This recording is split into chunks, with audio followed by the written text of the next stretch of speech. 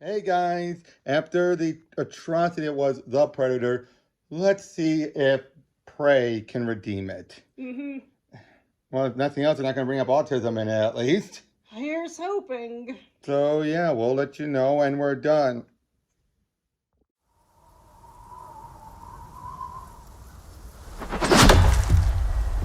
Why do you want to hunt? Because you all think that I can't. I saw a sign in the sky. I'm ready. Maui, Nita.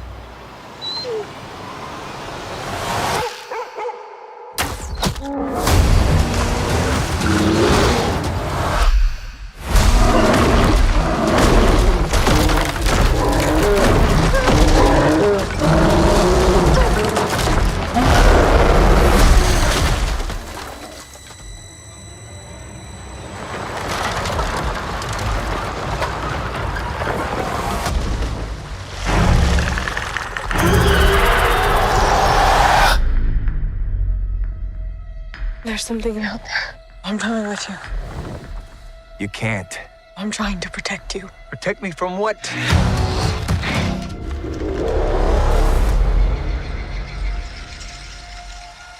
It's time.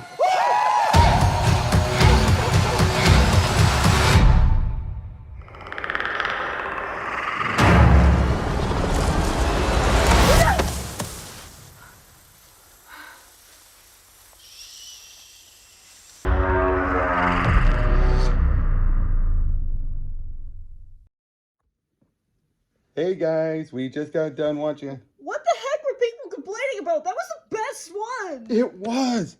This was so good. This It was so good. It's just like this perfected everything. It's like, how should I put this? One, best Predator.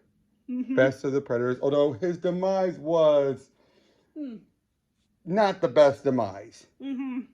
It was a good demise, but wasn't the best by comparison. It was kind of an idiot move demise, let's be honest. Mm-hmm. But throughout it all, he felt like a threat. This was such a good... And why did they call her Mary Sue? Why did they call Naru Mary Sue? She's not. She really isn't.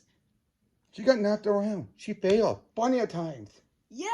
Was it because she's a female star? Hmm. That's the only thing I could think of. Her Yeah, brother it's just respected like, okay, maybe she was a little bit too, like, clean by the end, but that's the only thing I can really think of. Exactly. Otherwise, it's just, like, seems like par for the course for an action hero. Exactly. And if it was a guy, would anyone complain? No. No, I don't think anyone would have complained. I mean, everything in here was perfectly well handled. She got knocked around. She scrambled around. She got captured plenty of times. Mm-hmm. Okay, let's start at the beginning. We are introduced very well to this tribe, this native tribe, with the main character Naru and her brother Tabe. Mm-hmm. And they're going out, and she wants to be a hunter. She really wants to, but she feels, you know, I read her, and some people feel like she's not ready. And she's doing it because she wants to, not because she feels like, oh, I'm going to be better than any man. It's like, no, I just want to be better. I don't want to be just typecasted, you know, or forced into this role, which I'm good at. But I feel I'm better as a hunter. Mm-hmm. But she's not really. Not yet. Yeah, in her own words, it's just like, I want to do it because everyone says that I can't. Which, I mean, spite is something that motivates you regardless of who you are. Let's just be real about that. Exactly. And then her brother is a good guy. Mm-hmm. I did love at the beginning when he's talking and he shoots and I love, they do add a little bit of modernism a little bit to it. Like, you know, doing fake snoring when he's boring her. That was a little modern, wouldn't you say? A little bit, but I feel like it's a good screen translation. Yep, but I do like. But then he shoots the arrow, and she's like, "I was waiting for him to circle back." Now you gotta cross the water. That was perfect, and she's like, and then, but then he brings back the kill still and takes the credit for it. Then they one of their own has been taken by a lion, and she joins them, and he approves. He defends her when everyone's like, "Why should you come?" It's like I don't think we'll be going long enough for you to be cooking. It's like, hey, she's a decent tracker, and if he's hurt, we can use her medicine. I love that. I love how her brother defended her. He's not an asshole. There were assholes in the tribe, and they get their comeuppance later, but he's not one of them. Exactly. And they go, and then they find the guy, and the predator throughout all of this is built up so well. When he takes down, you see a rat getting a bug, and then the rat is then eaten by a snake, and then the predator grabs the snake and then chink, guts it, and she finds it later. She's like, "What is this?" And then she goes back to her brother, helps him fight the mountain lion. It's hit now. One of their own gets killed by the lion. And then they follow, and then she gets knocked out. And it turns out her brother brought her back, went back, and took the kill, even though she weakened it. I'm not sure exactly how she weakened it, really. Maybe because it had to climb up the tree and everything. What do you think? Because that did feel a little bit like, how did she weaken it? Yeah, I admit I was a little bit confused on that point. Yeah, it feels like that. If that's probably the one other downside with the writing, it's that one particular one where it's like giving her props for weakening when it's like, how, what? Oh, speaking of a mountain lion, hey, trouble. But yeah, then afterwards they come back and she decides, and her because he took out the mountain lion, he became the war chief. So he earned it. And then she wanders off to go and find, because she found the predator's feet, its footprints. And then later on, we're seeing the predator take out a wolf. Very well done. And then later on, the bear. The bear is where things get more intense. Oh, we didn't talk about the Sari. Oh, yeah. The dog. The dog. Oh, the dog, who is absolutely wonderful. Adorable. Completely adorable. Very loyal. Very tough. I mean, the point where he gets his tail snatched. You're like, oh. And it survived. Sari survives to the end. Thank God. I would have been devastated. He keeps wandering off, though. That's probably the one annoyance, wouldn't you say, that keeps wandering off?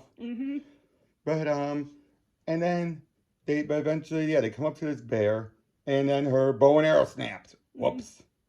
Oh, we should also mention how she took her axe and decided to use the string. They're like, using it like a, you know what I mean, right? Like a mace. But yeah, then the bear's coming after it, and then the predator starts fighting the bear, and it's like a great fight, and then it spills the blood all over it. It's like... Yeah, or it's just like, she was like having difficulty getting away from the bear, and it's like, yeah, the predator takes care of that, and then she realizes there's a much scarier problem to deal with. Then the asshole of her tribe shows up, taunts her, beats her up a bit. Again, she gets her butt beat. I mean, she gives as much as she takes, but she still gets taken down. Then the predator shows up, and that's when you find out about its weaponry. It's not that high advanced. It's still high tech, like the cloaking's still there. But instead of the blaster, it has arrows that are smart arrows. And eventually she gets away. They're all slaughtered. Then you even point when they get to the tall grass, and you think, oh, that's perfect. And you remember, oh, wait, they're out in the open too. Exactly. Not so perfect. She gets away. She gets hurt. So the predator thinks like, oh, you're hurt. I'm not coming after you now. Because it wouldn't. This brings back the whole they hunt for sport. You know what I mean? Then they meet up with these Frenchmen with Raphael. And why is that name significant? Because it was the pistol back from the original thing. The second. The second one, yeah. Yeah. And this was 4 years after that pistol was for. So it was 1719. And I'll be honest, Raphael was a disappointment here. Yeah! Hey, I was expecting a pirate captain or something. Yeah, something like that would have been more not a Frenchman who was just a translator. And especially the way he goes out was tense, and it helps set things up for later, but it felt like they just tacked that on here a little, didn't it? A little bit, yeah. But, it's a relatively minor complaint in the grand scheme of things, though. Exactly, and then it turned out her brother got captured by these Frenchmen, and then they'd use them as bait, and good lord, that sequence there was incredible, wasn't it? Yeah, because they completely misunderstood exactly what their hunting target was. And the funny thing is, the Frenchmen actually can't catch it. It actually does something smart. They actually get it by the foot, pull it down, but instead of stabbing it, they try to net it. Yes, because they're trappers. They are not traditionally concerned with killing things, and then it ends up backfiring on them. But the fact that they actually got it. A bunch of men actually got it. And then they screwed up. And then her brother runs off to go, and they realize, then you have the part where she talks about the beaver. And at first you think like she's going to give up her hand to do it. And she's like, I'm smarter than a beaver. Oh, her brother says the line from the first movie. If it bleeds, we can kill it. And we literally just high-fived after we heard that. Because that's, of course, that's something even a Native American would say. Mm-hmm. Wouldn't it? It'd be like, if it bleeds, we can kill it. Mm-hmm. Because, yeah, she's like, I don't think it could be beaten. If it bleeds. Her brother, it was a symbol of strength in this. Mm-hmm. I don't care what people say. He was a symbol of strength here. Mm-hmm. And then by the end, but then they go back there. Raphael shows up, promises to use her medicine to help him, which there's a medicine that lowers body temperature. It's to cool their blood so that they wouldn't bleed out. Makes sense. And he teaches her how to use the flintlock, which that's another nitpick. Mm-hmm. He just told her what to do and she knows what to do. I'm sorry, that was stupid. What'd you say? A little bit, It's like, you put that in there, it's like, okay. It's like, you know. But then he dies because the predator steps on him. Because first he can't see him. And she realizes, because he can't see him. Then he steps on it and gets killed. That's why I'm like, oh, weak. Yeah. But the guy who had the pistol, weak. And then Tabe shows up. They put up a fight. And then showing what kind of predator is. Tabe was a worthy foe. Mm-hmm. But the predator cheated. Mm-hmm. It used its cloak. And he says, cheater. Mm-hmm. And yet, and the predator does not give him a worthy death like he should have. Which tells me this was his first hunt after being blooded. Meaning, took out a xenomorph. And he probably felt like, this is my first worthy foe, and I'm already getting my butt handed to me. No, thank you. And thus he cheated and didn't give him worthy death so he can hide it. She then decides to set up a trap. And she finds the last of the Frenchmen. And what does she do? Chops off his leg. Why? Because they were using her brother's blood to bring it out. So she did the exact same thing to him. And she gives him an unloaded gun, rifle. And what happens is, and she's talking to him, taunting him as she takes the medicine to bring her blood down. So the predator goes right past her, kills the guy, and then she points the flintlock right at his, right at the back of his head, knocks his helmet right off. Because she finds out, what does the helmet do? It's what helps him align his shots. No, it's what tracks it for the smart arrows to go right to. Oh, yeah, right. So then she runs off and she sets off a very good trap leading to the final fight. With Sare's help, she's able to fight it off. It's a tough fight. There's some moments where she almost got killed. And now again, like you said earlier, she comes out too clean at the end. When we've seen people like Arnold and Danny Glover all be coming out barely standing. Here, she was way too clean. And I do think that was a case of so they didn't make her look bad. Do you kind of have that feeling too? Yeah, and it's kind of unfortunate. Sometimes it's just the subconscious things of, oh, we can't let the women get too grimy. But then what happens? How does she beat it and finally kill it? And this is where its stupidity comes through. It takes out its arrow, probably thinking that it doesn't know what happened to its helmet. So it doesn't know. Shoots it, and it turns out she had it pointed right nearby, right at the mud. And then it zips around, and then it's like... Yup. Let's be honest, that was the predator's own stupidity. Yeah, but we sort of got that kind of vibe from it earlier once we saw it break the ostensible rules. Dealing with Tabe. Yeah. Yep, and then she takes it back to her tribe. She's now made war chief. But if we see the credits, more are coming. Now, whether or not they're there to give her a trophy or to slaughter them, who can say? But one thing for sure is, these are noble hunters. They're not trying to improve themselves or some shit like that. No, this took it back to what it was supposed to be, and then did it even better. And it took until the fight was those natives who were coming to find her for the theme song to even kick in. Did you notice that? The sound design in this movie was really, really good. It's the songwriter from Assassin's Creed Valhalla.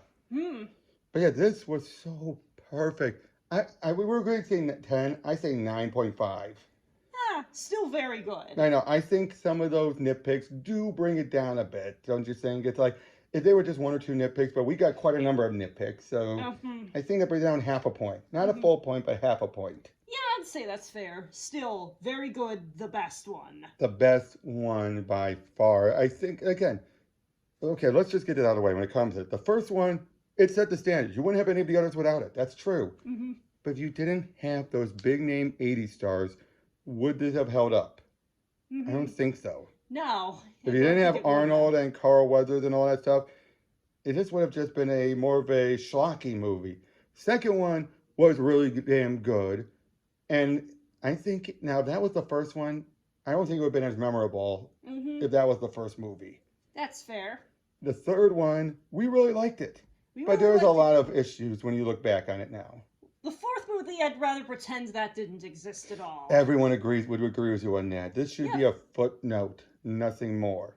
But And this movie... one perfected everything. I think it helps that aside from Predators, which didn't have any of the original people, this was another one that didn't have the original people. You didn't have Shane Black and you didn't have the Thomas brothers who wrote the second one. So I think that's probably a thing that works in his favor. If you have people who are beloved to the franchise, want to see it continue, and have good ideas to expand on it. And this is clearly a good example of that happening. Exactly. So yeah, that's the marathon. We're not going to do a retrospective. I gotta get going We don't really home. need to after this point. Yep, it's kind of like the Expendables in that regard, where each one was its own separate thing. There wasn't some overarching story or whatnot. Granted, this one ties into it ties more into the second than it does the first. Also, I just realized there's something we didn't talk about from the first one that we actually did like. You beautiful motherfucker. Yeah. That was like one of the few good lines, but we didn't get that here. No. We didn't get a you ugly because really, would these people say that? No, they wouldn't. It's one thing to say lying shit. It's one thing to say that or say I gotta take a squat. But mother effer, no. Not back then. Yeah, the "if it bleeds, you can kill it" line is a Oh yeah, lot more because of appropriate that's callback. yeah, because that's true. If it bleeds, then you know it's not invincible.